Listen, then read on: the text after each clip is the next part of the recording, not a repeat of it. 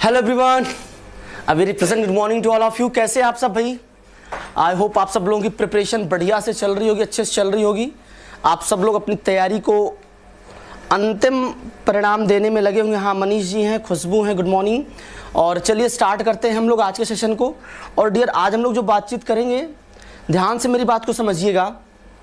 मैं आपके बीच में कुछ ऐसे फिजिक्स के क्वेश्चंस लेकर आया हूं जिन क्वेश्चन से एक आपको अपने तैयारी को, आपकी जो प्रिपरेशन चल रही है उसको एक अलग लेवल मिलेगा। ये मेरी जिम्मेदारी। तो फटाफट अपने सारे दोस्तों को आवाज़ लगा दीजिए, हम लोग शुरू करते हैं। Geeta Yadav sir, O level की क्लास ओ लेवल की चलती है भाई, वो तो ऐप पे चलती है ना सुबह की क्लास, ठीक है। चलिए जी, शुरू करते हैं अपनी बात को।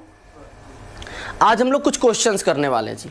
आज हम आपको कुछ प्यारे प्यारे क्वेश्चंस कराने वाले हैं और याद रखिएगा वो सभी वही क्वेश्चंस हैं जो या तो आपके एग्जाम के आए हुए क्वेश्चंस हैं या आपके एग्जाम में इस बार आने वाले हैं। बात ध्यान समझिएगा। मैंने कहा आपसे जो क्वेश्चंस हम लोग आज करने वाले हैं वो क्वेश्चंस या तो आपके एग्जाम के आए हुए क्वेश्चंस हैं या तो आपके एग्जाम में आने वाले हैं। तो शुरू किया जाए जी फटाफट गेम को अपने। चलिए जी, हाँ बिल्कुल बिल्कुल, हाँ थोड़ी सी स्क्रीन ब्लर है, स्क्रीन थोड़ी सी ब्लर दिख रही होगी आपको, बट कोई दिक्कत नहीं है, परेशान मत होना, वोल्टेज वेरिएशन है वो सही हो जाएगा, ठीक है जी। चलिए हम लोग बात शुरू करते हैं। सबसे पहला क्वेश्चन एक मेरे सामने है, ध्यान से देखिए क्या है। एक हवाई जहाज की बातचीत करते हैं हम लोग। क्या है जी, ध्यान से देखना। एक हवाई जहाज, एक मिनट, हाँ जी देखना, एक हवाई जहाज 400 मीटर उत्तर की ओर जाती है, फिर 300 मीटर पश्चिम की ओर जाती है, उसके बाद 1200 मीटर ऊर्ध्वाधर ऊपर की ओर चला जाता है। इसका प्रारंभिक बिंदु से विस्थापन पूछ रहा है जी, डिस्प्लेसमेंट पूछ रहा है। तो बताइए जी विस्थापन क्या होता है, मुझे कौन बताएगा? विस्थापन जल्दी बताओ भाई, विस्थापन क्या होता है? बोलो ना फटाफट, बोलो भाई, बोलो बोलो बोलो बोलो। डिस्प्लेसमेंट क्या होता है? जो सबसे शॉर्टेस्ट डिस्टेंस होती है जहां से आपने चलना शुरू किया है और जहां पर जाकर के आप रुके हैं, उन दोनों पॉइंट्स के बीच जो सबसे जैसे मान लीजिए आपको ए पॉइंट से बी पॉइंट पे जाना है, तो एक तरीका ये है कि आप खूब घूम के जाइए, खूब घूम के तब पहुंचे यहाँ पे, एक आप सीधे पहुंच जाइए। तो जो शॉर्टेस्ट डिस्टेंस होती, सबसे कम दूरी होती है, वो सबसे कम दूरी वाला रास्ता होता है, वही क्या होता है हमारा? वही हमारा विस्थापन होता है, वही हमारा डिस्प्लेसमेंट होता है। इसको इंग्लिश में कहते हैं डिस्प्लेसमेंट। तो अब यहाँ पे डिस्प्लेसमेंट पूछा जा रहा है, एकदम ध्यान समझना मेरी बात को, वेरी इंपॉर्टेंट क्वेश्चन है आपके एग्जाम के व्यू ऑफ पॉइंट से। यहाँ पे देखो डिस्प्लेसमेंट पूछा जा रहा है, तो अब थोड़ा सा समझना इस चीज को। अगर मैं आप लोगों को यहाँ पे दिखाऊं तो 400 मीटर उत्तर, जैसे मान लो ये हमारी हवाई जहाज है, 400 मीटर उत्तर चली गई। देखो मैंने क्या किया, ये पोजीशन ले ली भाई, इनिशियल पोजीशन मान लीजिए यहाँ पे रहा होगा, पहले हवाई जहाज यहाँ पे रुकी रही होगी, फिर यहाँ से 400 मीटर किधर चली गई जी? उत्तर चली गई। अब ये मत कहना गुरुजी उत्तर कहाँ इधर ले रहे हैं। अरे भाई आपके कॉपी में, आपके पेपर में दिशा जो होती है वो निर्धारित तो होती है, ध्यान से इस बात को समझ लेना, ठीक है। हमेशा हम लोग जो बात करते हैं वो नॉर्थ हमारा किधर होता है? नॉर्थ हमेशा ऊपर होता है। साउथ किधर होता है? नीचे होता है। मैं आपसे इसलिए ये बात कह रहा हूँ ताकि आप इस चीज को समझिए। बात समझ में आई कि नहीं समझ में आई? हाँ, पश्चिम किधर होता है जी? इधर आपका पूरब होता है, ये आपका ईस्ट होता है और ये आपका वेस्ट होता है। मतलब उत्तर दक्षिण और पूरब पश्चिम का जो डायरेक्शन होता है वो आपको क्लियरली समझना है, क्लियरली जानना है। आपके एग्जाम में कई बार क्या होता है, चीजें यहाँ से बनती हैं। बात समझ आई? चलिए जी, तो ये होता है हमारा डायरेक्शन का कॉन्सेप्ट होता है, इसी कॉन्सेप्ट में हमें चलना है। अब देखो यहाँ पे मैंने मान लिया भाई 400 मीटर कहाँ गए? उत्तर की ओर गए। फिर क्या किया है? फिर 300 मीटर पश्चिम, चलो भाई 300 मीटर फिर मैंने पश्चिम चल दिए, 300 मीटर क्या किए? पश्चिम चल दिए। उसके बाद 1200 मीटर ऊर्ध्वाधर, ऊर्ध्वाधर समझ में आ रहा? परपेंडिकुलर की बात हो रही जी। अब देखो यहाँ से 1200 मीटर क्या किया? यहाँ से परपेंडिकुलर चल दिए, ऊपर चल दिए, परपेंडिकुलर चल दिए। बात समझ में आई? इसका प्रारंभिक बिंदु से विस्थापन क्या होगा? अब ये हमारा था प्रारंभिक बिंदु, ये हमारा क्या था? प्रारंभिक बिंदु था। तो इस प्रारंभिक, ये हमारा प्रारंभिक बिंदु है, ये हमारा अंतिम बिंदु जहां पे हम पहुंचे हैं, ये हमारा इनिशियल पोजीशन है, ये मेरा फाइनल पोजीशन है। तो दोनों के बीच में क्या करना है मुझे? ये वाली डिस्टेंस मुझे पता करनी है, ये डिस्टेंस पता करनी है। तो अब बताइए जी क्या करेंगे? अब जल्दी बताओ जी हम लोग क्या करेंगे, कैसे हम लोग दोनों के बीच का डिस्प्लेसमेंट पता करेंगे? गुड मॉर्निंग जी सब लोग, गुड मॉर्निंग।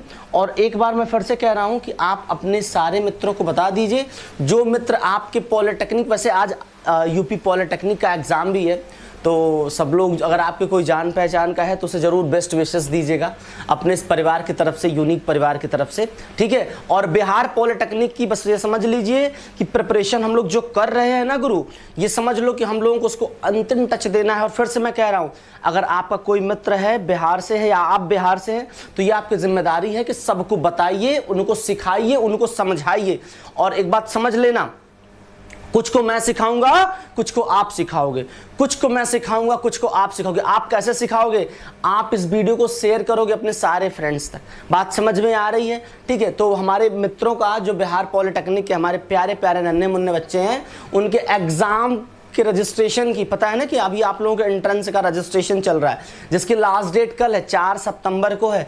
अगर आप लोगों में से कोई ऐसा हो जो रजिस्ट्रेशन अब तक नहीं कर पाया हो तो जाकर रजिस्ट्रेशन जरूर करेगा।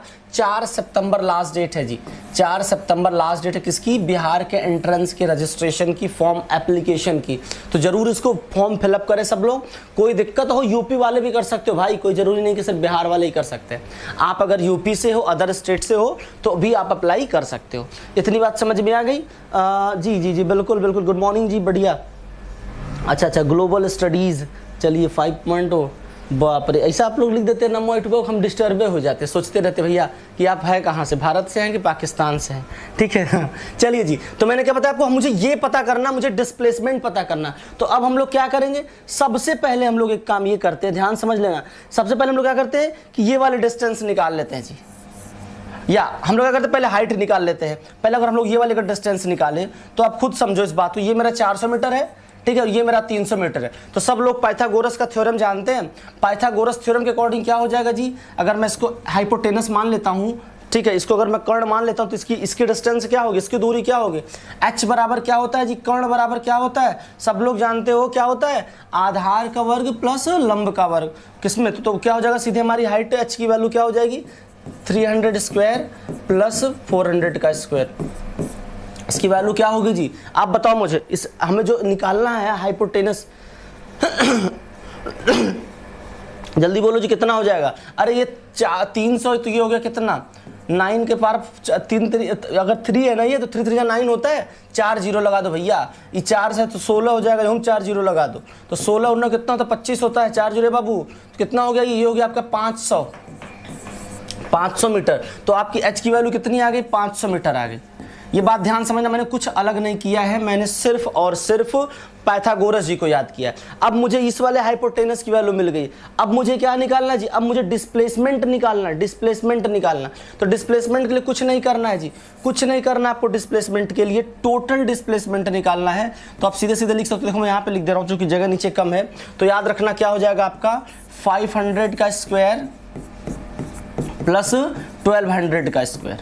देखिए कुछ अलग नहीं है, बिल्कुल बेसिक कॉन्सेप्ट पे क्वेश्चन है ये, पाइथागोरस थ्योरम पे है। और याद रखना, बस आपको इतना जानना है पाइथागोरस थ्योरम में कि जहां पे 2 लाइन परपेंडिकुलर है जी, देखो ध्यान से, यहाँ पे अगर कहीं पे अगर परपेंडिकुलर अगर 2 लाइन है तो बस आपको ये रखना, अगर कभी भी 2 लाइन आपस में जो दूसरे के परपेंडिकुलर है, एक दूसरे के 90 डिग्री का एंगल बना रही हैं, तो हमारा बेस परपेंडिकुलर और ये हाइपोटेनस का कॉन्सेप्ट आता है। पाइथागोरस जी को यहाँ पे याद करते हैं। तो यहाँ पे हम लोगों ने 500 का स्क्वायर किया, कितना हो गया जी? 2500 हो गया। इसको अगर मैं यहाँ पे करूँ तो कितना हो गया? ये हो गया 2500 प्लस ये 12 144 होता है क्या?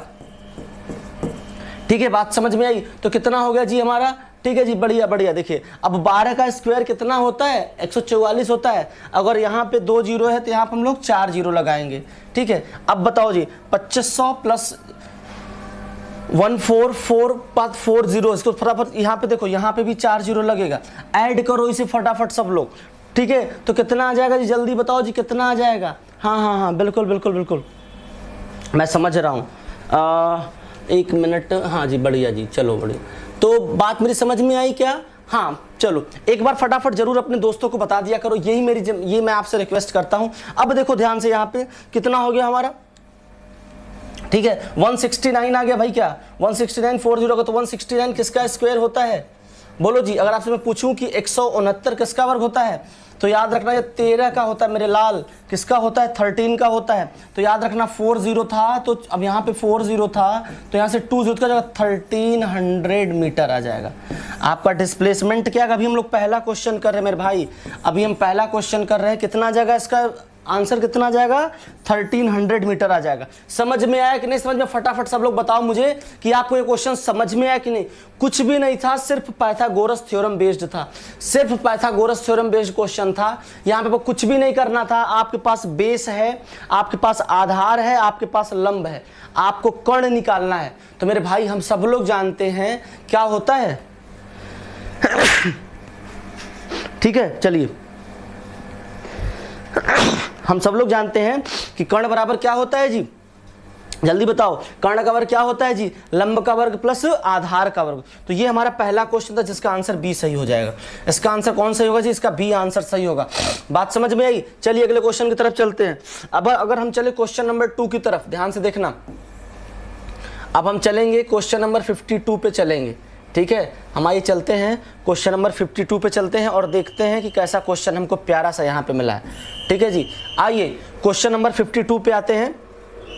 एक लैंप पर 60 वॉट 220 वोल्ट अंकित किया गया। ध्यान से देखना, लैंप समझ रहे हो ना, कोई बल्ब समझ लो या फिर कोई भी इलेक्ट्रॉनिक गैजेट समझ लो। बाबू ध्रुव, मैं आपकी प्रॉब्लम बिल्कुल समझ रहा हूँ, ठीक है।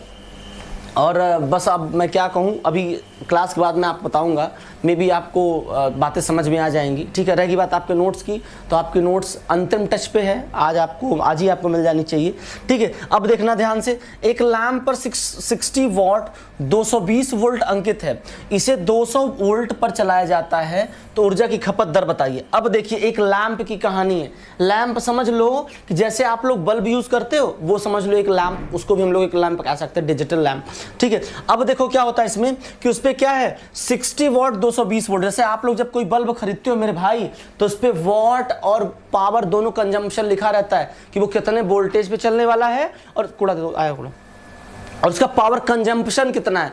दोनों बातें कहाँ लिखी रहती है? जब आप बल्ब खरीदते हो ना, बाहर जो पैकेट होता है उस पर वो लिखा रहता है, ठीक है। तो वही सेम देखो यहाँ पे क्या लिखा है कि एक लैंप पर 60 वॉट 220 वोल्ट अंकित है, तो उस पर लिखा है भाई कि ठीक है, अगर ये जो लैंप है ना वो 60 वॉट पे चलता है और 220 वोल्ट पे चलता है, इसका पावर कंजम्पशन कितना 60 वॉट है और 220 वोल्ट क्या करता है, ये इसका पोटेंशियल डिफरेंस है, ठीक है। अब देखो यहां से अगर इसको 200 वोल्ट पर चलाया जाए तो ऊर्जा की खपत क्या होगी, मतलब कि अगर ये 200 अगर कर दिया जाए इसका अगर पोटेंशियल डिफरेंस, तो इसका पावर कंजम्पशन कितना, जैसे यहाँ पे 60 वाट था तो इसका पावर कंजम्पशन कितना है। तो इसको करने के खैर कई सारे तरीके हैं, कई तरीके से सोल्व करने के हैं, ठीक है। मैं आप लोगों को ट्रिक भी सिखाऊंगा, घबराइएगा मत। अगर मैं थोड़ा सा एक बार ट्राई करता हूँ, बड़ा आसान सा ट्रिक है, मैथमेटिक्स का कॉन्सेप्ट है, देखते हैं इसकी वैल्यू क्या आती है। थोड़ा सा वाटर बॉटल देखो कितनी वैल्यू आ रही है इसकी, ठीक है। थोड़ा सा इसका देखते हैं कितनी वैल्यू आ रही है। तो यहाँ से अगर हम लोग करें तो हमारा आ जाएगा जी बिल्कुल बिल्कुल 200 × 3/11 करने पे शायद कुछ कम आएगा क्या। एक तरीका और भी देखो, ये तो मैं बस ऐसे मतलब कह सकते हैं आपसे जुगाड़ मेथड देख रहा था। एक तरीका और है, अगर हम लोग बाई फॉर्मूला करते तो P क्या होता है जी, V²/R होता है। क्या होता है, ये वाला क्वेश्चन हम लोग कर रहे हैं कि P क्या होता है, V²/R होता है। तो ये अरे पावर पोटेंशियल डिफरेंस का स्क्वायर अपन रेसिस्टेंस होता है। अब देखो यहाँ पर हमारे पास क्या है 60 वाट क्या है जी हमारा, ये हमारा पावर है। पोटेंशियल डिफरेंस कितना है, विभवांतर कितना है जी 220 वोल्ट, वोल्टेज कितना है 220 है। अब देखो यहाँ पे अगर हम देखा जाए तो हमारे पास इसकी P है, हमारे पास V, हमें R की वैल्यू निकालनी, तो ये इंप्लाई क्या करेगा, R = V²/P। वैल्यू पुट करते हैं, V कितना हमारे पास है जी, यहाँ पे देखो ध्यान से 220 × 220 अपॉन P कितना है जी 60 है। कटो पिटो फटाफट सब लोग भाई, ठीक है जी। सब लोग थोड़ा सा देखो, ये सब चीज़ें थोड़ा सा तुरंत फटाफट हाथ चलाया करो। अब यहाँ पे 3 दिख रहा है, ऊपर 220 × 11 है, तो कितना आना चाहिए जी, जल्दी बताओ। हाँ कुछ भी आएगा आपका, आएगा मल्टीप्लाई कर दो तो आपका आना चाहिए। हमें जो लगता है रेसिस्टेंस आएगा यहाँ पे आपका वो 806 पॉइंट समथिंग आएगा, ठीक है। एक बात समझ, यहाँ पे जो R की जो वैल्यू आएगी वो कितनी आ जाएगी आपकी, वो आ जाएगी 806 पॉइंट समथिंग आ जाएगी, 806.6 ओम मान लेते हैं। तो ये हमारा रेसिस्टेंस आ गया, क्या आ गया हमारा, ये हमारा रेसिस्टेंस आ गया। और जब मेरा रेसिस्टेंस आ गया, जब मेरा रेसिस्टेंस मिल गया, तो क्या करना है मेरे पास। अब देखो ध्यान से कि P क्या होता है जी, अगर हम बात करें आपसे तो P क्या होता है, P होता है V²/R होता है। तो हमारे पास मिल गया कि इस सप्लाई में रेसिस्टेंस कितना है, बात समझ में आ रही है, इस सप्लाई का हमें रेसिस्टेंस मिल गया। और जब रेसिस्टेंस मिल गया, अब देखो ध्यान से पोटेंशियल डिफरेंस है 200 वोल्ट अपॉन रेसिस्टेंस कितना है जी 806.65 ऐसे आ रहा था, लेकिन आप चाहो तो 6 लिख लो। अब देखो यहाँ पे तो हमारा पावर यहाँ पे आ जाएगा। अब क्या करना है आपको 200 × 200 वैसे, हाँ v² अपन r मैंने किया यहाँ पे, ऊपर दिखाई दे रहा है कि नहीं दिखाई दे रहा है, थोड़ा कम दिखाई दे रहा है क्या, कोई बात नहीं। गुड मॉर्निंग जी दिलों के शायर, वाह क्या बात है। चलो तो अब देखो यहाँ पे ध्यान से, इसको थोड़ा सा मैं नीचे लिखता हूँ। हमने क्या किया यहाँ पे, कुछ नहीं किया, हमने क्या किया यहाँ पे P = v² अपॉन r होता है, और v² हमारा कितना है 200 × 200। हमने r की वैल्यू रख दी, पुट करी, कितनी है 806.6। अब देखो यहाँ पे जल्दी फटाफट इसे सोल्व करो मेरे भाई, जल्दी सोल्व करो, कितना आ रहा है जल्दी करो फटाफट, तो करो भैया जल्दी, हाँ हाँ हाँ जल्दी करो करो करो। तो ये 806 है, तो 200 200 कितना हो गया भैया 4, हाँ 4 हो जाएगा इधर आपका, और 0000 कर दो, ठीक है। अब देखते हैं यहाँ पे 8 5, तो कुछ समझ में आ रहा है। ये 806 है, उधर 40,000 का कॉन्सेप्ट चल रहा है, कितना ना जल्दी बताओ, जल्दी आना चाहिए। ऐसा लग रहा है कुछ 5 टाइम्स हो, क्योंकि 8 पंचे 40 होता है। अगर ये 606 नहीं होता तो कितना आता, सीधे सीधे अगर ये 800 होता तो सीधे सीधे 50 टाइम्स होता कि नहीं होता। लेकिन यहाँ पे क्या है, यहाँ पे क्या हमारे पास है 06 है, तो 49 पॉइंट समथिंग आएगा। देखो अब यहाँ पे जुगाड़ लगाना शुरू कर दो, यहाँ पे देखो कोई 49 पॉइंट समथिंग कोई है क्या। अब देखो यहाँ पे जो क्या दिया है, ये सेंटीमीटर है जी, ये सेंटीमीटर, इसको सेंटीमीटर समझ लेना। अब देखो यहाँ पे क्या दिया, 42 जूल दिया है, ठीक है, ये जूल है, जो जूल लिखा है जूल है, ठीक है। तो और देखो 60 जूल है, 54 जूल है, 50 जूल है। अब बताओ किसके अराउंड आ रहा है, ये बताओ किसके अराउंड आ रहा है, हाँ ये 50 जूल पर सेकंड आएगा। 50 जूल पर सेकंड में क्या होगा, पावर कंजम्पशन होगा किस लैंप का, जिस लैंप का रेसिस्टेंस 806.6 ओम है, और पोटेंशियल डिफरेंस कितना है, यानी कि वोल्टेज कितना है 200, पोटेंशियल वोल्टेज कितना है 200 वोल्ट है। तो जब हमारे पास यहाँ पे वोल्टेज 200 है और रेसिस्टेंस हमारे पास जो है 806 है, तो पावर कंजम्पशन % कितना होगा 50 जूल होगा। कितना होगा 50 जूल होगा। ये बात समझ में आ रही कि नहीं समझ में आ रही। एक प्यारा सा फॉर्मूला है और बहुत इंपॉर्टेंट सेक्शन है ये, इलेक्ट्रिसिटी का, विद्युत का ये वाला सेक्शन वेरी इंपॉर्टेंट है आपके लिए। इसको थोड़ा सा आप लोग अच्छे से करिएगा तो बात समझ में आ जाएगी आपको, ठीक है जी। मेरी बात समझ में आ रही क्या। तो पावर इक्वल टू क्या होता है v² अपॉन r। इस फॉर्मूले को जरूर याद रखना, अगर ये फॉर्मूला याद है तो आपको ऐसे क्वेश्चंस बहुत सारे आप बढ़िया से कर सकते हो। बात समझ में आ गई। चलो चलते हैं अगले क्वेश्चन की तरफ चलते हैं। क्वेश्चन नंबर 53 करते हैं, ठीक है जी। चलो आ जाओ अगले क्वेश्चन की तरफ चलते हैं। क्वेश्चन नंबर 53 करते हैं, देखते हैं यहाँ पे क्या है। आइए देखिएगा ध्यान से। यहाँ पे जो हमारे सामने क्वेश्चन है, जो क्वेश्चन नंबर जो 53 है, ध्यान से देखना। यहाँ पे क्या है कि 5 किलोग्राम की एक बंदूक से 0.01, ध्यान से देखना। यहाँ पे क्या हो रहा है, 5 किलोग्राम की एक बंदूक है, 0. वेरी इंपॉर्टेंट क्वेश्चन है ये। क्वेश्चन बहुत इंपॉर्टेंट है जी, आपके एग्जाम में कई बार आया है। बंदूक से फायर करने वाले क्वेश्चंस बहुत तगड़े से आते हैं, बंदूक गोली वाले क्वेश्चन से, ठीक है। वहाँ पे क्या होता है अभी उसकी बात हम करते हैं आगे। अब देखना ध्यान से यहाँ पे कि 5 किलोग्राम की एक बंदूक से 0.01 किलोग्राम की गोली चलाई जाती है। गोली कितना मास है, मतलब जो बुलेट है उसका मास कितना है 0.0, मतलब जो उसका द्रव्यमान कितना है आपके बुलेट का 0.01 किलोग्राम है, ठीक है। यदि गोली की प्रारंभिक वेग 250 मीटर है, प्रारंभिक वेग किसका, ध्यान से देखना, किसका, गोली का, मतलब जो हम फायर कर रहे हैं, तो बंदूक किस गति से झटका देगी। आप लोग एक प्रिंसिपल समझ लो, एक बात समझ लो, आपने न्यूटन का 3rd लॉ पढ़ा होगा। क्या पढ़ा होगा कि वहां पे क्या होता है, एवरी एक्शन है इक्वल एंड अपोजिट रिएक्शन। जहां पे भी आप एक्शन करते हो वहां पे रिएक्शन होता है। अगर आप दीवार को धक्का दे रहे हो ना, तो दीवार आपको भी धक्का दे रही है, ठीक है। चूंकि पता क्यों नहीं चलता है, क्योंकि एक्शन और रिएक्शन दोनों अलग अलग बॉडी पे होता है, इसलिए थोड़ा हमको पता कम चलता है। अब यहाँ पे देखना, जब आप बुलेट फायर करते हो, जब आप पिस्टल से गोली फायर करते हो, या आपने देखा होगा भारत को स्पोकन की क्लास चलेगी भाई, स्पोकन क्लास फिर से चलेगी, घबराइए मत। 2-4 दिन में स्पोकन का बैच में लेके फिर से आ रहा हूँ आप लोगों के बीच। तो अब जैसे क्या होता है, जैसे मान लो कि जब हम लोग फायर करते हैं तो उस टाइम पे क्या होता है, बुलेट तो आगे जाती है, बुलेट आगे जाती है, लेकिन उस टाइम पे क्या होता है कि जो बंदूक होती है वो पीछे आती है। यही कारण से आपने देखा जो लोग बड़ी राइफल से फायर करते हैं ना, वो लोग अपने से कंधे पे लगा के ऐसे करते हैं, ताकि यहाँ पे क्या हो, झटका ज़्यादा ना लगे, मतलब ज़्यादा उनको दिक्कत ना हो। तो याद रखना इस बात को, चाहे वो पिस्टल हो चाहे वो राइफल हो, जब भी फायरिंग होती है तो वो पीछे का झटका देती है। तो वही सेम कॉन्सेप्ट हो रहा है। अब देखना क्यों कैसे होता है, किस प्रिंसिपल पे है ये याद रखना, क्योंकि न्यूटन का 3rd लॉ यहाँ पे अप्लाई होता है। क्या, every action have equal and opposite reaction. बात समझ में आ रही है? अब ध्यान से देखना यहाँ पे कि अगर, अब देखो यहाँ पे क्या हो रहा है, बंदूक का वेट ज्यादा है, मास इसका कितना है 5 किलोग्राम इसका द्रव्यमान, और जो हमारे पास बुलेट है उसको कितना है 0.01 किलोग्राम का। अब आप सब लोग जानते हो, क्या जानते हो, कंजर्वेशन ऑफ मोमेंटम जानते हो कि नहीं जानते हो, संवेग संरक्षण का नियम जानते होगे। अगर मैं बता दूं आपसे संवेग संरक्षण का नियम क्या कहता है जी, ध्यान समझ लेना। कंजर्वेशन ऑफ मोमेंटम क्या कहता है, कंजर्वेशन ऑफ मोमेंटम सीधे सीधे एक बात क्या कहता है कि जो P1 होना चाहिए वो P2 के बराबर होना चाहिए, मतलब ओवरऑल जो मोमेंटम होना चाहिए, याद रखना वो क्या होता है, मोमेंटम बराबर होना चाहिए, और P1 प्लस P2 कितना होना चाहिए, 0 होना चाहिए। मतलब मेरे कहने का क्या हो रहा है कि मोमेंटम क्या होता है जी, संवेग क्या होता है, संवेग होता है मास इनटू वेलोसिटी, मास मतलब द्रव्यमान गुणे वेग होता है, ठीक है, ये होता है क्या, ये संवेग होता है, तो मास इनटू वेलोसिटी होती है।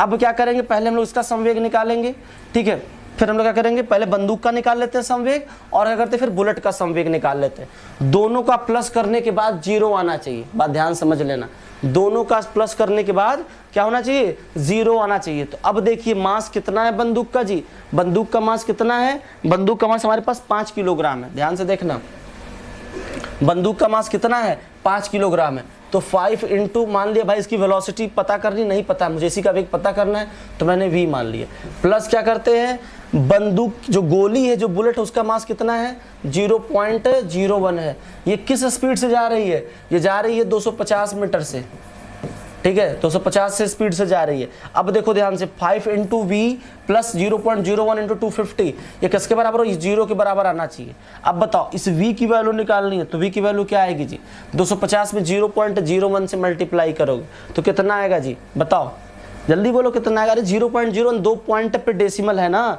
तो जब 2 पॉइंट पे डेसिमल है तो बताओ जी, बताओ जल्दी बताओ, तो आपका यहाँ पे भी 2 पॉइंट पे डेसिमल आ जाएगा, इधर आ जाएगा, शिफ्ट हो जाएगा। आपकी v की वैल्यू क्या हो जाएगी, आपका v की वैल्यू यहाँ से हो जाएगी, क्या हो जाएगी, यहाँ पे देखो ध्यान से 2.5।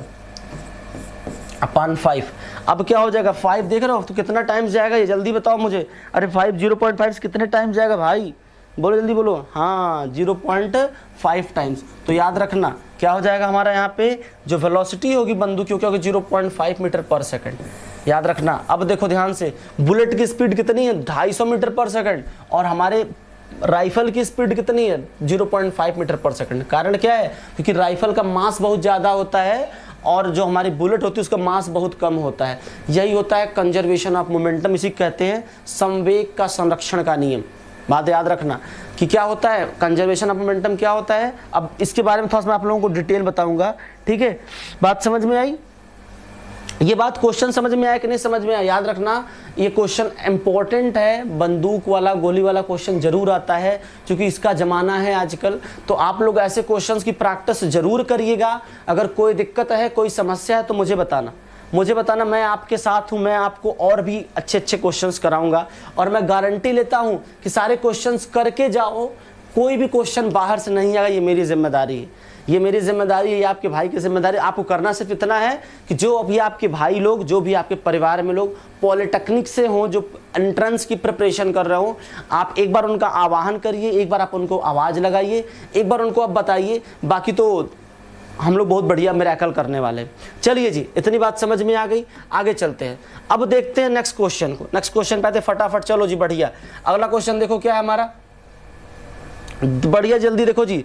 अगला क्वेश्चन हमारा क्या है, अगला क्वेश्चन है हमारा बड़ा प्यारा सा क्वेश्चन अगला है। देखो क्या है कि एक कार विरामावस्था से नियत दर ए से कुछ समय के लिए त्वरित की जाती है। अब ध्यान से देखना जी, ध्यान से देखना, एक कार है हमारे पास जिसको मैं एक्सेलरेट करने चल रहा हूँ, जिसको मैं क्या करने चल रहा हूँ, एक्सेलरेट करने चल रहा हूँ। ध्यान से देखना, बात समझ में, देखो ध्यान से, एक कार है विरामावस्था, मतलब पहले क्या थी, पहले उसकी इनिशियल वेलोसिटी क्या थी, 0 थी, मतलब उसका प्रारंभिक वेग क्या था, 0 था, विरामावस्था में थी। नियत दर ए से कुछ समय के लिए त्वरित की जाती है, ठीक है, याद रखना। ए से क्या किया जाता है, कुछ समय के लिए उसको त्वरित किया जाता है। इसके बाद कार नियत दर बी से मंदित की जाती है और कार विरामावस्था में आ जाती है। याद रखना, इनिशियल भी 0 है। दूसरे स्टेज बताऊंगा मैं आपको। यदि कुल समय t लगता है, टोटल टाइम t लगता है, तो कार द्वारा प्राप्त किया गया अधिकतम वेग कितना होगा, अधिकतम मैक्सिमम वेलोसिटी। मैक्सिमम वेलोसिटी की बात हो रही है, अधिकतम वेग की बात हो रही है। याद रखना ऐसे क्वेश्चंस में बहुत ज़्यादा आपको परेशान होने की ज़रूरत नहीं है। याद रखना हम ये मान लेते हैं, मान ले क्या, हम लोग ये मान लेते हैं कि भाई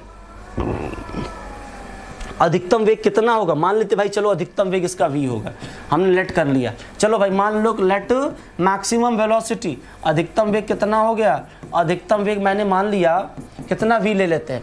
अब सब लोग न्यूटन के बारे में सब लोग जानते होंगे, मिले होंगे, नहीं मिले होंगे तो हम मिलाएंगे।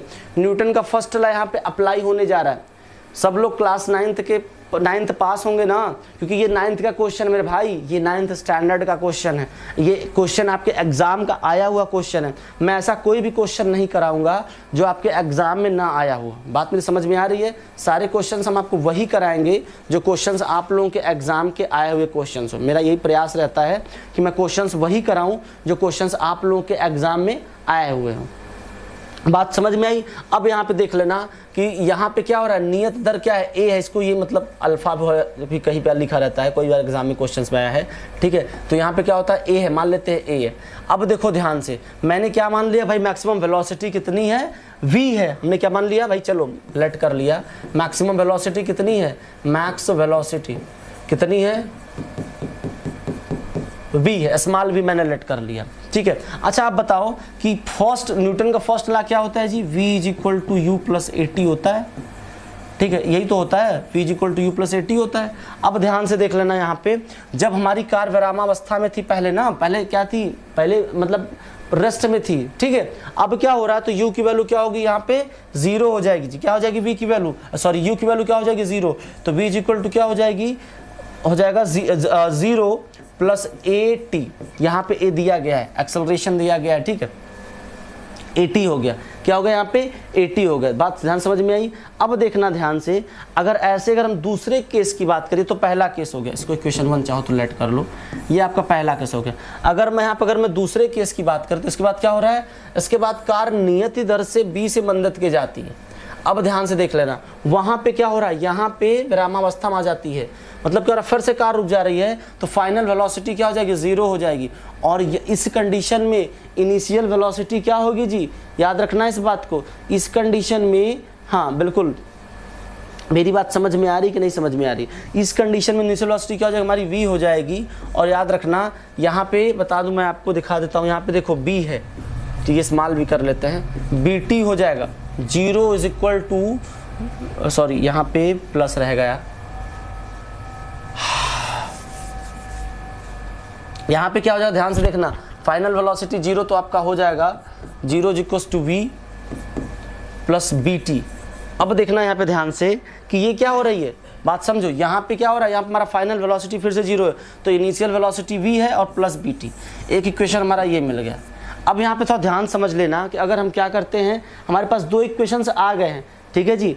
अब अगर हम लोग देखा जाए यहाँ से, अगर हम लोग t1 और t2 की वैल्यू निकालें, इसको t1 मान लेते हैं कि ये हमारा t1 होगा, और इसको हम t2 मान लेते हैं, ठीक है। और यहाँ पे एक बात और दिया गया, देखो ध्यान से, कुल समय t लगता है, कोई दिक्कत नहीं है। अब हम लोग क्या करेंगे कि t क्या है यहाँ पे, यहाँ से हम लोग क्या करते हैं कि t1 निकाल लेते हैं यहाँ से, ठीक है। और यहाँ से क्या करते हैं, यहाँ से t1 की वैल्यू क्या हो जाएगी, यहाँ पे t1 हो जाएगा आपका v/a, यहाँ से t2 क्या हो जाएगा आपका, क्या हो जाएगा जी, ध्यान समझ लेना, हाँ बात समझ में। t1 और t2 की हमारे पास वैल्यू आ गई, t1 v/α आ गया, v/a आ गया, और t2 कितना आ गया, v/b आ गया। ये हमारे पास t1 और t2 की वैल्यू आ गई। अब ये एक चीज़ हमें दिया गया है, क्या दिया गया है कि टोटल टाइम t लगता है, तो इसका मतलब क्या कर देना है जी, हम लोगों को दोनों क्या करना है, दोनों को सम करना है, कुछ नहीं करना है, बस क्या कर देना, दोनों को सम कर देना है। और दोनों को सम कर देने के बाद यहाँ पे सीधा सीधा हमारा एक प्यारा सा कॉन्सेप्ट आ जाता है, क्या आता है, अगर t = हम कर देते हैं t1 +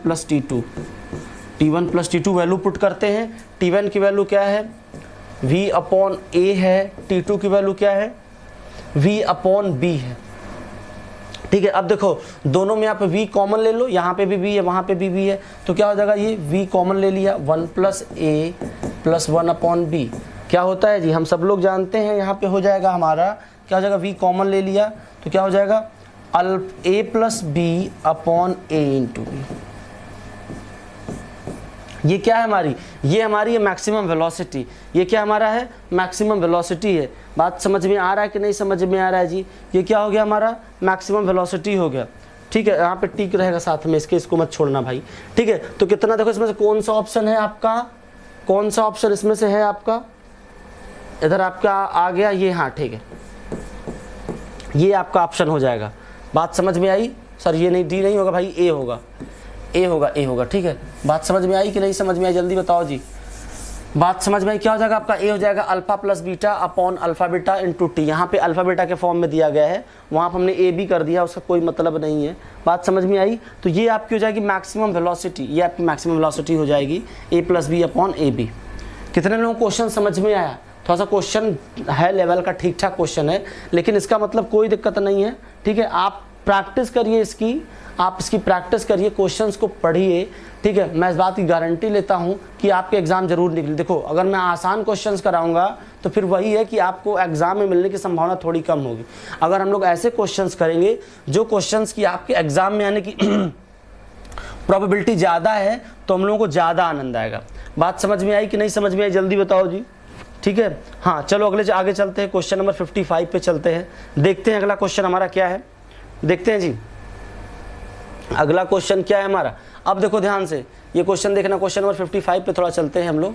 यहाँ पे देखो क्या है कि 150 किलोग्राम का एक स्कूटर 108 किलोमीटर घंटा की एक समान चाल से गति कर रहा है, तो गाड़ी को 10 सेकंड में रोकने के लिए आवश्यक बल कितना होगा, आवश्यक बल कितना होगा जी बताओ, बताओ जल्दी बताओ जी, ठीक है। कि 10 सेकंड मुझे गाड़ी को रोकना है तो कितना मुझे फोर्स लगाना है, कितना मुझे बल लगाना है, जल्दी बताओ। ध्यान से पहले क्वेश्चन समझो। क्वेश्चन क्या है कि 150 किलोग्राम का एक स्कूटर है, ठीक है, स्कूटर है, कितना स्कूटर का वेट है 150 किलोग्राम है, मतलब उसका मास कितना है, द्रव्यमान कितना है 150 किलोग्राम है, ठीक है। अब देखो ध्यान से 108 किलोमीटर घंटा की एक समान चाल से गति कर रहा है, किस चाल से कर रहा है, 108 किलोमीटर प्रति घंटा की एक समान चाल से गति कर रहा है, मतलब उसकी स्पीड कितनी है 108 किलोमीटर है, 108 किलोमीटर यूनिफॉर्म वेलोसिटी, याद रखना एक समान चाल है, ठीक है।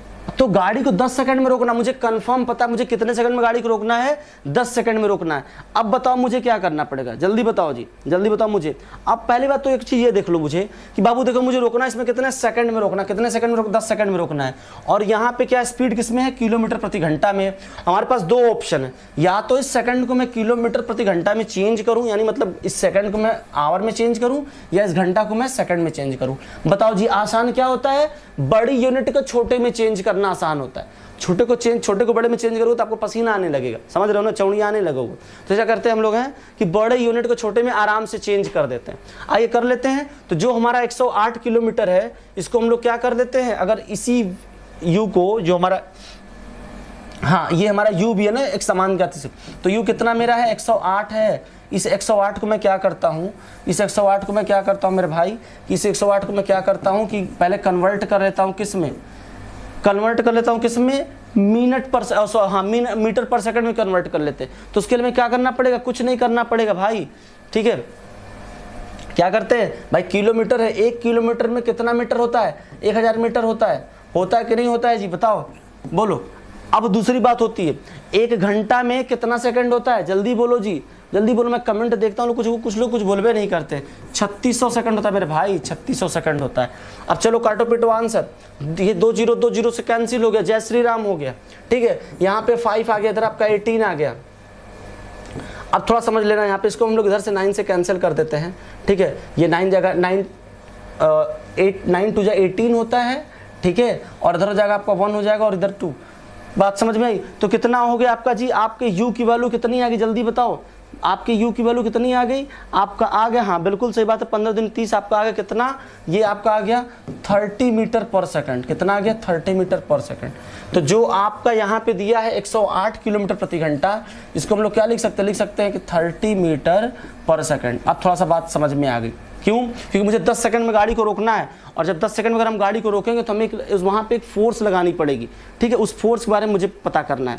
अब यहाँ पे थोड़ा सा एक चीज़ ये देख लेना, तुम लोग ध्यान समझना इस बात को जी, ठीक है, ध्यान समझना यहाँ पे कि अब देखो क्या है, अब हमें ये सोचना है कि क्या डेटा हमारे पास दिया गया और मुझे क्या फाइंड आउट करना है। मेरे पास क्या दिया गया, ध्यान से देखना, मेरे पास यहाँ पे क्या है, मेरे पास यहाँ पे है, दिखाता हूँ मैं आपको, इसको मान लेना है कितना अभी हमने सॉल्व किया है, 30 मीटर पर सेकंड आया है, ठीक है। अब देखना क्या दिया गया हमारे पास है, हमारे पास दिया गया है वेट दिया गया है, ठीक है, और क्या दिया गया है, इनिशियल वेलोसिटी दी गई है, यू की वैल्यू दी गई है, ठीक है, और टाइम दिया गया है। तो अब हम लोग कौन से, हमारे पास 3 नियम है, हम लोगों के पास न्यूटन के 3 नियम है, और याद रखना इसमें से 1-2 क्वेश्चन आना एकदम बिल्कुल कंपलसरी है, एकदम मस्ट है कि आपके न्यूटन के 3 लॉ में से कम 2 क्वेश्चंस जरूर आएगा, 100% आएगा। बात समझ में आई? अब देखना ध्यान से यहाँ पे क्या होगा, हम लोग न्यूटन के फर्स्ट लॉ को यूज करते हैं, v = u + at। ये यूज क्यों होगा? क्योंकि मुझे गाड़ी को रोक देना है, फाइनल वेलोसिटी मेरी 0 होगी यहाँ पे, याद रखना यहाँ पे v की वैल्यू क्या होगी, 0। क्यों? क्योंकि मुझे गाड़ी कितने सेकंड में क्या करना, 10 सेकंड में रोक देना है, और टाइम मेरे पास कितना है, 10 सेकंड है, टाइम मेरे पास 10 सेकंड है। a की वैल्यू मुझे पता करनी है। अब देखो v को मैंने 0 पुट कर लिया, u तो हमारे पास है ही है 30 है, प्लस a हमें पता करना, और t कितना है जी, t हमारा है 10। अब बताओ जी, तो हमारे पास a की वैल्यू कितनी आएगी, जल्दी बताओ जी, जल्दी बताओ। ये देखो इधर करोगे हो गया माइनस, तब बताओ अब रोकना है ना, तो जब हमारा एक्सेलरेशन होगा वो कौन सा एक्सेलरेशन होता है, वो हालांकि याद रखना ब्रेक अप्लाई करना है, तो यहाँ पे क्या हो जाएगा, देखो ध्यान से, इधर हो गया आपका a = क्या हो जाएगा कि सीधे 30/10 कितना आ गया जी, आपका आ गया 3। तो आपका एक्सेलरेशन क्या हो जाएगा, 3 मीटर/सेकंड²।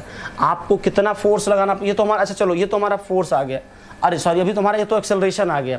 अब मुझे फोर्स निकालना, ध्यान समझ लेना, ये हमारा क्या आ गया, एक्सेलरेशन आ गया। तो फोर्स = क्या होता है, मास इनटू एक्सेलरेशन होता है, ma होता है। तो मास कितना दिया हमारे पास है, मास हमारे पास यहाँ पे देखो दिया 150 ग्राम, तो 150 से गुणा कर देते हैं तो कितना हो जाएगा, ठीक है जी 450 न्यूटन। फोर्स का SI यूनिट क्या होता है जी, न्यूटन होता है। तो कितना यहाँ पे फोर्स लगेगा जी, 450 न्यूटन फोर्स लगेगा। कहाँ पे, याद रखना इस स्कूटर को रोकने के लिए कितना देर में रोकना है, 10 सेकंड में रोकना है। अगर आपको स्कूटर को 10 सेकंड में रोकना है तो आपको 450 न्यूटन का बल लगाना पड़ेगा। ये बात समझ में, देखिए हम लोगों ने क्या किया, कुछ नहीं किया, हमारे पास एक स्कूटर था जिसका मास कितना था, 150 किलोग्राम था, और वो यूनिफॉर्म वेलोसिटी उसकी कितनी थी, 108 मीटर/सेकंड थी, पर आवर थी। इसको मैंने मीटर/सेकंड में चेंज कर लिया। कैसे चेंज कर लिया हम सब लोग जानते हैं, ठीक है। इसका एक तरीका और भी होता है, जब कोई भी वैल्यू हमारे पास किलोमीटर/घंटा में, थोड़ा सा बात तुम लोग समझ लो, जैसे मान लो हमारे पास ये 108 था, तो जब हमारे पास कोई वैल्यू किलोमीटर/घंटा में होती है, ठीक है, प्रति घंटा में होती है, और इसको मीटर/सेकंड में कन्वर्ट करना है, तो आप इसको क्या कर सकते हो, 5/18 से भी मल्टीप्लाई करके कर सकते हो।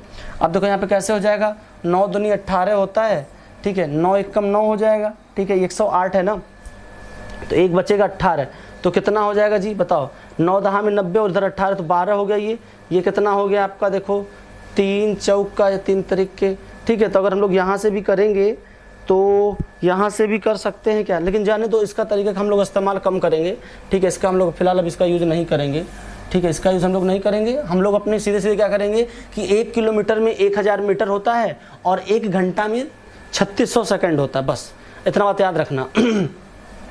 तो यहाँ से हमने इसको मीटर/सेकंड में चेंज कर लिया, और जब हमारे पास u की वैल्यू है भाई फाइनल वेलोसिटी इसकी 0 है, बाद में गाड़ी रुक जा रही है, तो हमारे पास क्या करना था, हमने यहाँ से a निकाल लिया न्यूटन के फर्स्ट लॉ से, ठीक है। बात समझ में आई, मोशन के फर्स्ट लॉ से हम लोगों ने क्या किया, इसको a की वैल्यू फाइंड आउट कर ली, फिर उसके बाद हमारे पास यहाँ पे क्या हो गया, फोर्स हमें मिल गया, बल मिल गया यहाँ से। बात समझ में आई कि नहीं समझ में आई, ठीक है। फर्स्ट लॉ ऑफ मोशन से हम लोग काम कर रहे हैं, आगे चलते हैं जी, आगे चला जाए, जल्दी बोलो जी फटाफट। बात मेरी समझ में आ रही कि नहीं समझ में आ रही, जल्दी बोलो जी, बोलो सब लोग, बताओ जल्दी कि सबको मेरी बात समझ में आ रही कि नहीं समझ में आ रही है, बोलो जी फटाफट, बोलो भाई। हाँ बिल्कुल बिल्कुल बिल्कुल, रियो डियो इन्फो सही कह रहे हैं भाई, 5 हो जाता है, हाँ बिल्कुल बिल्कुल बिल्कुल। 5/18 और 18/5 से काम चल जाता है। बात समझ में आ गई। अगले क्वेश्चन की तरफ चलें क्या, अगले क्वेश्चन की तरफ चलें, चलिए। एक क्वेश्चन बड़ा बढ़िया है, अच्छा कोई बात नहीं, अच्छा 1 मिनट, डिवाइड में गलती हुआ था, चलो फिर से कर लेते हैं, जब ऐसी बात है तो कर ही लेते हैं। चलो देखो ध्यान से, ये 108 किलोमीटर पर घंटा है, हम 1 आवर मान लेते हैं। किससे मल्टीप्लाई करना है इसको, मीटर/सेकंड में चेंज करने के लिए इसको मल्टीप्लाई करना है किससे, इसको मल्टीप्लाई करना है किससे जी, इसको हम लोग 1 मिनट, चलो इसको पहले कर ही लेते हैं। 108 था और 1 आवर ले लेते हैं, 5/18 से गुणा करते हैं ना। अब देखो ध्यान से, चलो देखते हैं। अच्छा ये बताओ, हमारा 108 है, तो 108 जो है इसको, ये 9 से कितनी बार जाएगा बताओ जी, 9 1 जा 9 होता है, 1 बचेगा 18 बचेगा, 9 2 जा, ठीक है। ये तो कंफर्म हो गया कि हमारा कितने टाइम्स बचे जाएगा ये जी, ये जाएगा हमारा 12 बार जाएगा, ठीक है। तो यहाँ से हो गया 9 2 जा हमने कर लिया, और ये कितना हो गया, फिर हमने यहाँ 6 कर लिया, तो 6 5 30, हाँ सही कह रहे थे भाई, 30 मीटर पर सेकंड देखो आ गया, ठीक है, 30 मीटर पर सेकंड आ गया। इस बात को याद रखना। हाँ, मैंने वहाँ पे दूसरे कॉन्सेप्ट से किया था, यहाँ पे दूसरा कॉन्सेप्ट है, किसी भी कॉन्सेप्ट से करोगे बात होगी, बिल्कुल सही बात है, ठीक है जी। आप कौन है भाई, रियो डियो, हाँ, और कहाँ से है, तो उसमें हाँ हाँ बिल्कुल बिल्कुल, ठीक है, मेरी बात समझ में आई। तो ये क्या होता है, जब किसी भी वैल्यू को जो किलोमीटर पर आवर में है, किलोमीटर पर आवर में है, इसको कुछ कन्वर्ट करना है मीटर पर सेकंड में, तो कुछ नहीं करना है आपको, जो आपको वैल्यू किलोमीटर पर आवर में दी है उसमें आप 5/18 से मल्टीप्लाई कर दो। इसी प्रकार से अगर आपको वैल्यू मीटर पर सेकंड में दिया है, इसे आप कन्वर्ट करना है किलोमीटर पर आवर में, तो आप मीटर पर सेकंड की वैल्यू को 18/5 से मल्टीप्लाई कर दो। ये बात समझ में आ गई, ठीक है। आपको कुछ नहीं करना है, सिर्फ 5/18 और 18/5 का खेला है यहाँ पे, ठीक है। हाँ बिल्कुल बिल्कुल बिल्कुल। चलो आगे चला जाए, आगे चलते हैं हम लोग, अगले क्वेश्चन की तरफ चलते हैं। 1 मिनट, हाँ अब चलो उत्तल दर्पण की तरफ चलते हैं। तो दर्पण का एक बड़ा प्यारा क्वेश्चन है अपने बीच में, ठीक है। सारे क्वेश्चंस इंपॉर्टेंट हैं, वेरी इंपॉर्टेंट है, और याद रखना आप लोग, मैं इस बात की गारंटी लेता हूँ कि सारे क्वेश्चंस आपके एग्जाम में यहीं से आने हैं, सारे क्वेश्चन आपके एग्जाम में यहीं से आने हैं, ये मेरी जिम्मेदारी है और मुझे अच्छे से पता है सारे क्वेश्चन यहीं से आएंगे, ठीक है जी। जल्दी बोलो सब लोगों को मेरी बात समझ में आ रही कि नहीं समझ में आ रही है, जल्दी बताओ जी, फटाफट बोलो जी। थोड़ा सा हाँ हो सकता है थोड़ा सा स्क्रीन कम दिखाई दे रहा हो, लेकिन फिर भी आप बात को समझने की कोशिश करो, कोई दिक्कत हो तो मुझे बताओ। चलो आगे चलते हैं, अगला क्वेश्चन देखते हैं जी। अगला क्वेश्चन क्या है, एक उत्तल दर्पण जिसकी फोकस दूरी f है, ध्यान समझ लेना, एक उत्तल दर्पण की बात हो रही है जिसका फोकल लेंथ कितना है, f है, स्मॉल f है, जो एक वस्तु का प्रतिबिंब वस्तु के आकार का 1/n बनाता है। तो वस्तु के दर्पण से दूरी क्या पता करनी है, मतलब देखो उत्तल दर्पण है, बात समझना, हमने बताया आपसे क्या ये दर्पण उत्तल है, ठीक है। तो हम लोग ऑब्जेक्ट किधर रखते हैं, हमेशा लेफ्ट में रखते हो, ऑब्जेक्ट हमेशा किधर रखते हैं हम लोग, लेफ्ट में रखते हैं। ऑब्जेक्ट हमेशा वस्तु कहाँ पे रखते हैं, लेफ्ट में रखते हैं, बाय साइड में रखते हैं, ठीक है। ये साइन कन्वेंशन का बेसिक बातें जो है इसको याद रखना।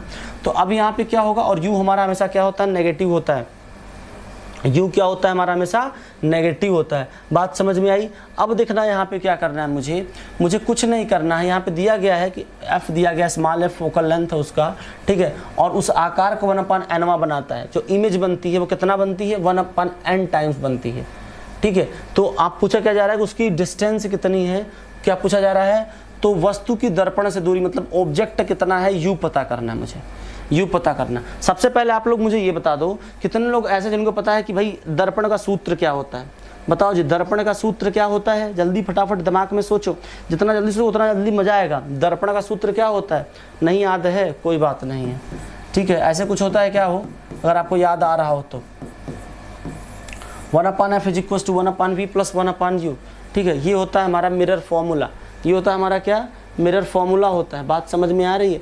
अब यहाँ पे एक चीज़ आपको ये देखना है, ठीक है, यहाँ पे आपको एक चीज़ ये देखना है, क्या दिया है कि यहाँ पे एक चीज़ आपको अब ये देखना है क्या, कि जो हमारा इमेज बन रहा है 1/n टाइम्स है, तो क्या हो जाएगा 1/f = n/v + 1/u। बोलो जी कहाँ से ये हुआ, क्योंकि जो हमारा इमेज बन रहा है वो कितना बन रहा है, 1/n टाइम्स बन रहा है। बात समझ में आई। तो अब यहाँ से मुझे क्या करना है, कुछ नहीं करना है, बात समझो।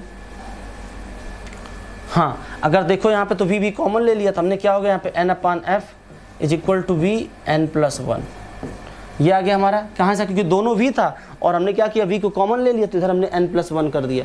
बात समझ में आई कि नहीं समझ में आई जी, बात समझ में आई कि नहीं समझ में आई, ठीक है।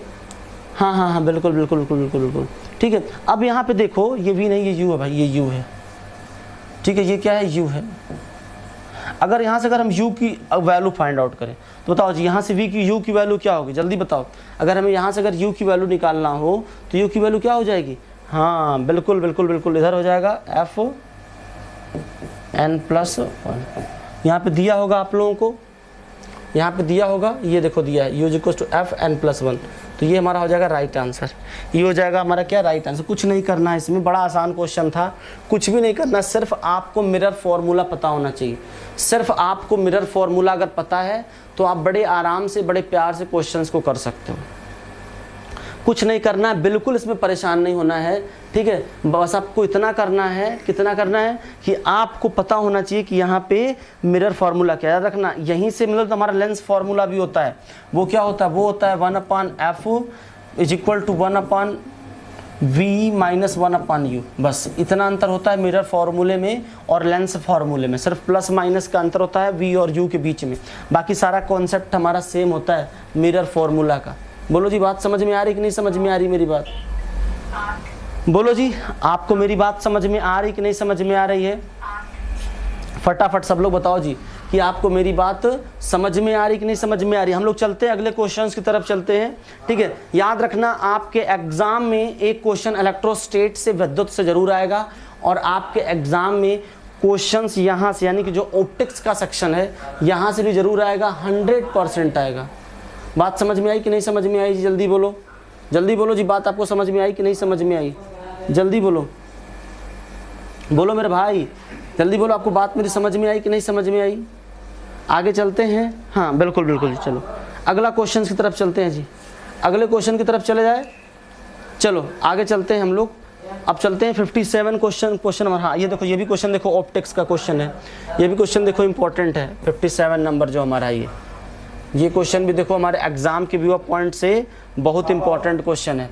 ध्यान से देखना, क्वेश्चन क्या है हमारा, क्वेश्चन क्या है, दो लेंस जिनकी पावर, जिनकी क्षमता, दो लेंस हमारे पास है जिनका पावर दिया गया, कितना पावर है इसका, ये हमारे पास है 2.5 डायोप्टर है और 1.5 डायोप्टर है। तो एक साथ संयोजित किया जाता है तो नए लेंस की फोकस दूरी कितनी होगी, पावर दिया गया है, फोकस फाइंड आउट करने की बात कर रहा है। अब ध्यान से देखना, तो पहले हम लोग क्या करते हैं, दोनों की कंबाइनिंग, दोनों का कंबाइन पावर कितना होगा, दो लेंस है हमारे पास, एक है 2.5 डायोप्टर, दूसरा कितना है 1.5 डायोप्टर, दोनों को ऐड कर लो, कितना हो गया, ऐड करने पर हमारा हो गया 4 डायोप्टर, हो गया 4 डायोप्टर। देखो पावर का एसआई यूनिट क्या होता है जी, डायोप्टर होता है, कई बार एग्जाम में पूछा गया है कि पावर का एसआई यूनिट क्या होता है, डायोप्टर होता है, लेंस के पावर का एसआई यूनिट डायोप्टर होता है। अब देखो यहाँ पे दो लेंस जिनकी क्षमता कितनी है, 2.5 डायोप्टर है और 1.5 डायोप्टर, एक साथ हम लोग इसको कंबाइन कर लेते हैं, दो लेंस ले लिया आपस में सटा दिया, तब क्या होता है उसकी जो पावर होती है वो कंबाइन हो जाती है आपस में, कंबाइन कर दिया मैंने, कितना हो गया 4 डायोप्टर हो गया।